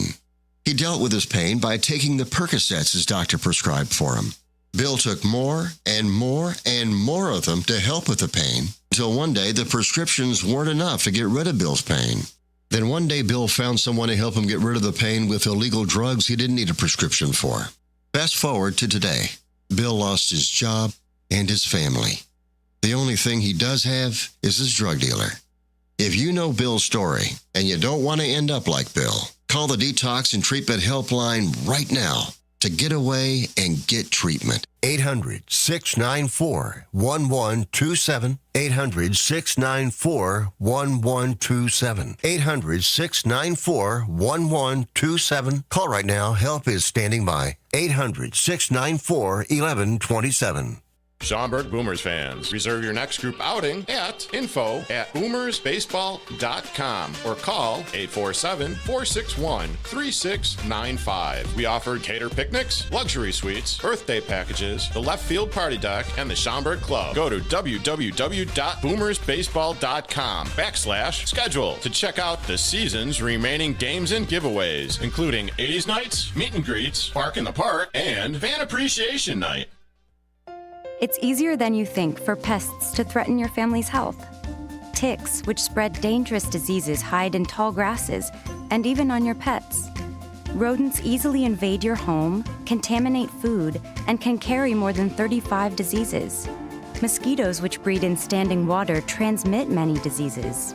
Get the facts you need to protect your family at pestworld.org. It's that easy. A public service message from the National Pest Management Association. WRMN has been serving Elgin and the Fox Valley for 75 years, featuring a combination of local news, information, and entertainment in the mornings, followed by the radio shopping show for 5 hours each weekday. The first shift with Marky B starts your morning at 6 a.m., and it's always fun when Larry Jones is a part of the show. Maybe we need to get a radio intern in to help. Maybe so. Somebody that you won't have to pay and you can treat them tough. I can haze them. Can't haze, you'll get fired. Remember that guy from Northwestern? Yeah. Gone. Did he really do it? You don't have to really do it. If somebody says you did, yeah, good enough. Maybe I'm going to accuse you of hazing me. I don't have to prove it. And then there'll be a lot of people that come out of the and say that I also hazed I him. remember when Mark hazed me. I've been hazed. Mark hazed me back in 2012. 2012. I remember in Memphis one time. He was really mean to me. It's first shift fun and information in the morning, combined with the radio shopping show to save you money. And you get it right here on WRMN AM 1410, WRMN 1410 Radio on Facebook, and WRMN1410.com.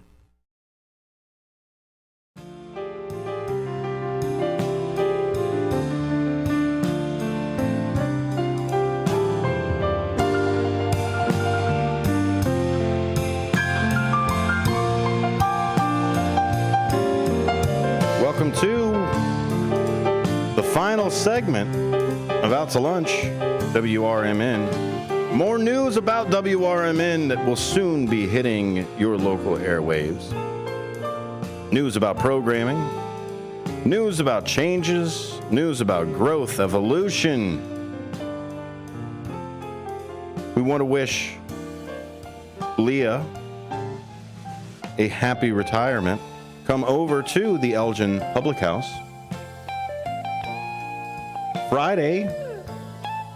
this Friday, 5 o'clock.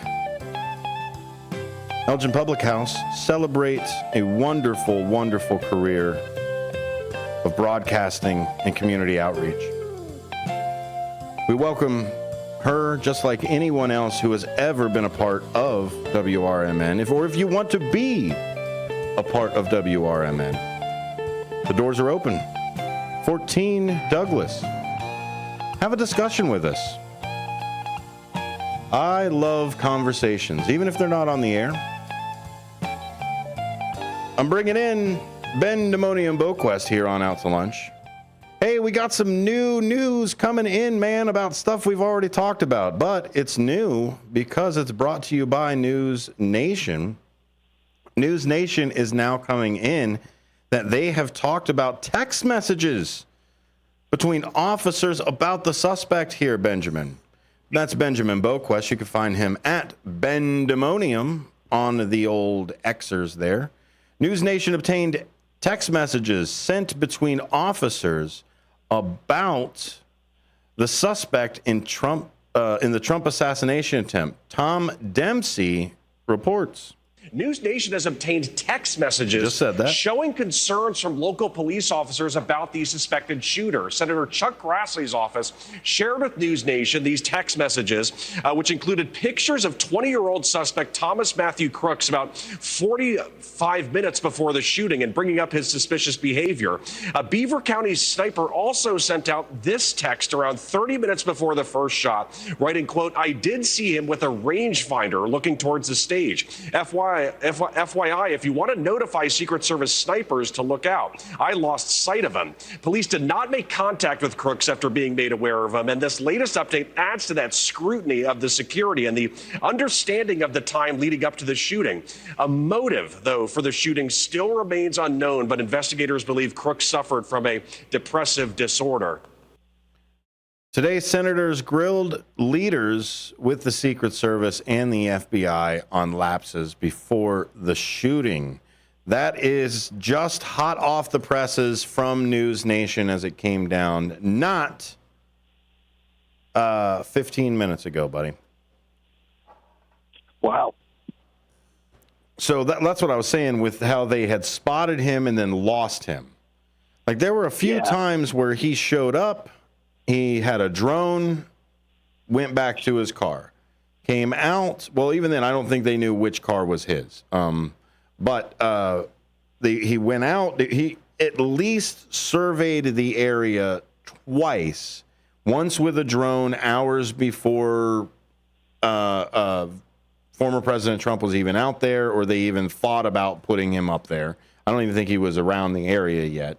And then the other side was after he was already getting started, and he was range finding in the crowd from the stage.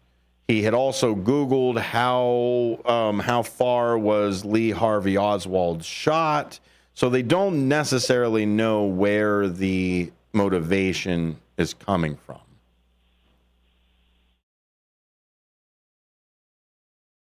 Yeah. So thanks. Yeah. Thanks for that. Yeah. Are you playing something? No, it's okay. I didn't know you were distracted. Tim Waltz is the other thing that just came in.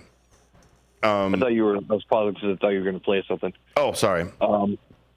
Yeah, but I mean, when it comes down to it, to me, it's like there's as I was saying earlier, there's just too much attention on things like this, like after they happened, where everybody wants to know all the details about the attempter, or whatever you would call the guy, Crooks, Mr. Crooks, who, I mean, you could really just sum it up to he was troubled and is not a logical person that goes and tries to do this kind of thing. And it is like, it's scary how bad the security was. And he was able to get on a roof that had a ladder attached to it. And it's just, yeah, it makes you think that, you know, this is not the first time that it's happened in American history for a president, and it's happened quite a bit around the world, and it's just one of those circumstances where that's why you have the Secret Service and stuff. So I think that may be a reason why so many it's getting so much interest, just the clear oversights and everything. But yeah, I think again we'll have to wait till December to figure out what happened. Apparently, so hold your breath and figure out. I guess that's true. The report, the final report of what the heck happened there. But yeah, it's really shook up the election. And thankfully, I'm thankful that Trump survived and wasn't hit, and sad that people were hit by that. And you know, unfortunately, that's what they didn't plan on that happening going to the Trump rally. But you got two people that were right. Was it two people that were? Two people were wounded, and one person died. Well, three people were wounded. You have to include the former president in that as well. Other thing that just dropped, as we said before, Tim Walz is campaigning in Georgia, I believe.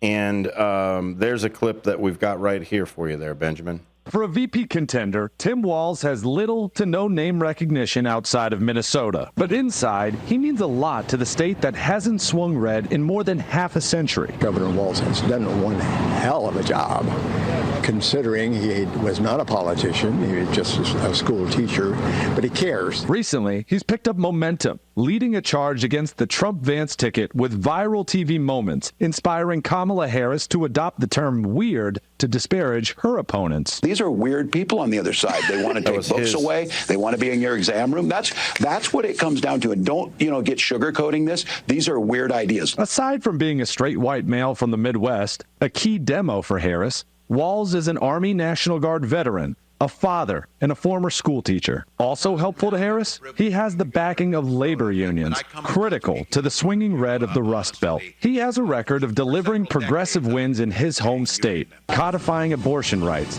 expanding education funding, and adding background checks and other red flag warnings for gun owners. I think he can do well with both sides. He can work across the lines with both sides, and I see that as an asset for him. But if you ask Democrats, conservatives, and independents in Minnesota, some will admit he may not be moderate enough for what Harris needs to win. He used to be what I'd call a middle-of-the-road Democrat.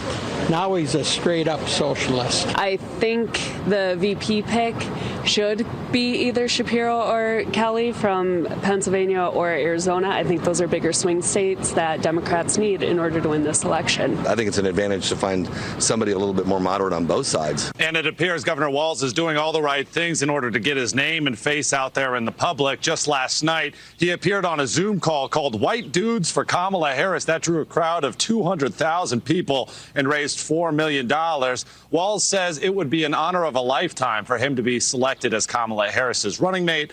Kamala Harris has promised to choose that VP by August 7th. Other potential names as we close out the show include Pennsylvania Governor Josh Shapiro and Illinois Governor J.B. Pritzker and Arizona Senator Mark Kelly. Benjamin, last couple of moments here. Go ahead and give me your final thoughts. Oh, as far as it goes for VP, I think that I'm still Team Walz, and it's one of those things that you heard a lot of people say that you have to get someone with different views than Kamala, and I think that's a good choice. Whitmer's a good choice, Kelly would make sense. The astronaut, why not? But yeah. I think it's looking to be interesting election here in America season 2024, as always. That it is, sir. Hey, thanks for another great show. Thank you all for being here with me as well. Don't forget, WRMN1410.com is the place to go. Or you can always call into the station soon to have more and more and more and more local programming. As the former president would say, more local programming that you will ask us to stop. Please, so much. No. All of the good stuff that's here. We thank you for being here on Out to Lunch and followed after this, Democracy Now! Have a great day. You never know what or who you'll hear from on the first shift with me, Marky B. Like Tim Skoning, a WRMN news reporter back in the 1960s. The jingles you all play, they were purchased by Dick Sutter. He was at some radio convention. He came back with this reel. I remember them playing that in the studio. We were so excited. We thought we were network now. And it's the same jingles today. That's great. Every time I hear them, I get excited about it. I'm sure.